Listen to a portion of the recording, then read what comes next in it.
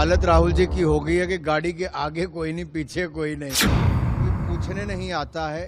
एक तरह से विदाई यहाँ से उनकी नेहरू गांधी परिवार की हो गई है। खावे का गठबंधन है, कुल मिला के ठगबंधन है। धार्मिक स्थलों का विरोध करना ये कांग्रेस की आदत पड़ गई।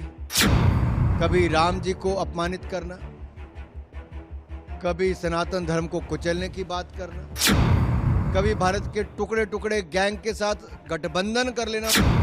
पाकिस्तान जिंदाबाद के नारे लगते हैं जब कांग्रेस का राज्यसभा का सांसद कर्नाटक से जीता है।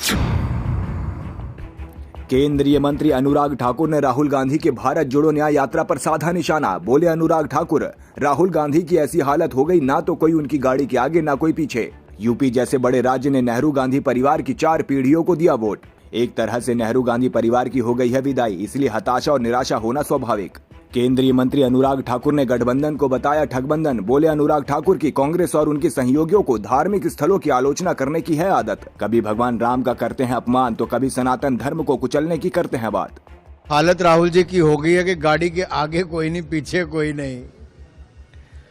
तो ऐसे हताश निराश व्यक्ति क्या करेगा? इस तरह के ही बार बार बयान देगा। जब जनता सुनने को नहीं आती, उत्तर प्रदेश जैसा बड़ा राज्य जहां नेहरू गांधी परिवार की 4-4 पीढ़ियों के लिए वोट मिलता था, सीटें जीतते थे, आज वहां पर उनकी सुनवाई नहीं, कोई पूछने नहीं आता है। एक तरह से विदाई यहां से उनकी नेहरू गांधी परिवार की हो गई है। तो हताश और निराश तो वो दिखेंगे।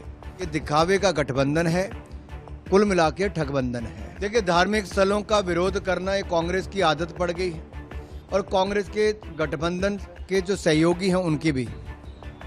कभी राम जी को अपमानित करना, कभी सनातन धर्म को कुचलने की बात करना, कभी उत्तर दक्षिण को बांटने की बात करना, कभी भारत के टुकड़े टुकड़े की सोच रखना, कभी भारत के टुकड़े टुकड़े गैंग के साथ गठबंधन कर लेना, उनको अपनी पार्टी में शामिल कर देना।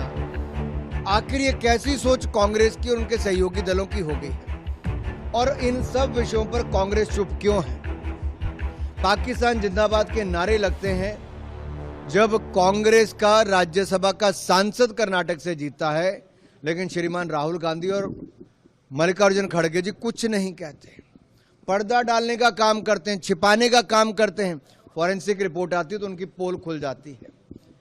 आखिरकार ये क्या सोच के चले हैं? क्या सत्ता में आने के लिए देश के टुकड़े टुकड़े करने का संकल्प, एक बहुसंख्यक आबादी को अपमानित करने का, सनातन धर्म को कुचलने का, देश को बांटने का, जाति के, क्षेत्र के, धर्म के आधार पर बांटने का? ये कैसी कांग्रेस और कैसा गठबंधन है? ये अपने आप में एक बहुत बड़ा प्रश्न चिन्ह खड़ा करता है कि कांग्रेस और कितना गिरेगी। इनकी सीटें तो गिर रही हैं, लेकिन साथ ही साथ इनका अपना स्तर भी गिर रहा है।